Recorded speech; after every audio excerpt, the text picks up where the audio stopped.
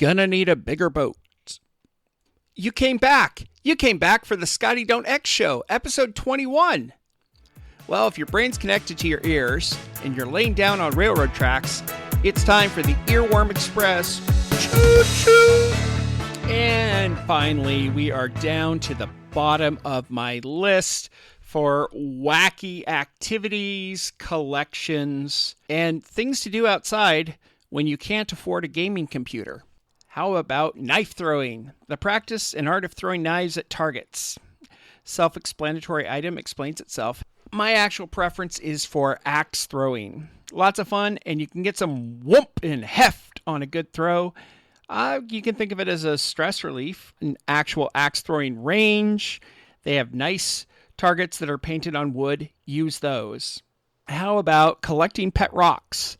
Collecting and caring for ordinary rocks as if they were pets. Of course, I think they might be painting them up too. That's the pet rocks I had as a child. Hey, didn't the guy who invented pet rocks make like $1 billion? Bottle cap collecting. Collecting bottle caps, various beverages to create art or displays. Now, if you take a look through the internet, Google Images, there are some really cool displays. People took a lot of time and effort and definitely made art that looks way better than some of the stuff hanging in the... If you think about it, bottle cap collecting morphed into collecting AOL CDs, and people created art or displays from those. Now, if you can't or don't have the space for bottle caps or AOL CDs, you could try hairball collecting. Yes, people collect hairballs, often from pets. So at the local off-leash dog parks, some people brush out their long-haired dogs, and when we're at the dog park, we see these giant hairballs and go, somebody detonated their doggy, as there seems to be enough hair to build one or two of your own dogs. Surprised more people who are pet-free and live in pet-free establishments don't go there and sew together their own dog plushie. And now we get to something that's the lowest form of humor.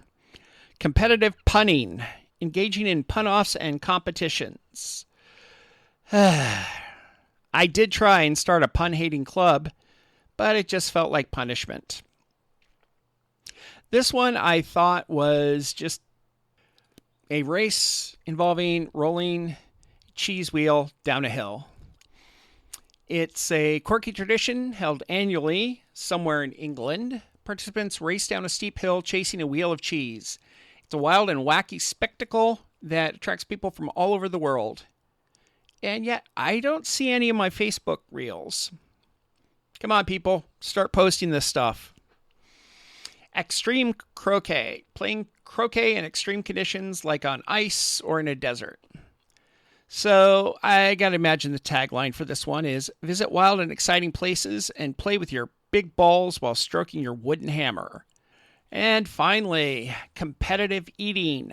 Contests involving consuming large quantities of food in a short period. In my childhood, we called this exact event Sunshine Pizza Exchange in honor of the place where it was practiced. Wow, after talking about all of those activities, the stuff I'm into doesn't seem so wacky. I went scuba diving and got my license because I could. I went bungee jumping 20 times in one day because I could. I learned how to fly private airplanes, and my instruction was under Wally Olson at Evergreen Airfield, Vancouver, Washington.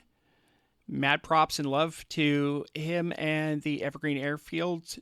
I learned on Taylor Crafts, which are tail draggers, and Cessna 150s, which are tricycles.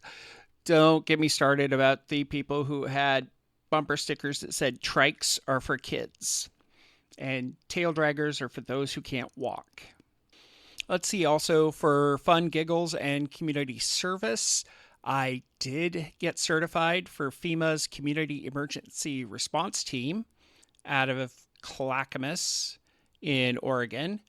And also because my interest in community service and support, I took the Redmond, Washington Citizen Police Fire Academy, which was really cool because I got to experience the firearm training simulator, where they do a branching DVD story back then, and you have a gun that's wired up to the big life-size screen, and it takes you through a shoot or no shoot decision. So if you shoot, then it's going to track on the video where you shot at, and then they go back frame by frame, and you have to explain your decision. That's rough, but I'm glad I did it. Anyway, thank you for coming back 21 times in a row for the Scotty Don't X Show. This episode was recorded 12 miles away from my Jack Russell Rat Terrier Australian cattle dog, so no animals were hurt during the making of this telefilm.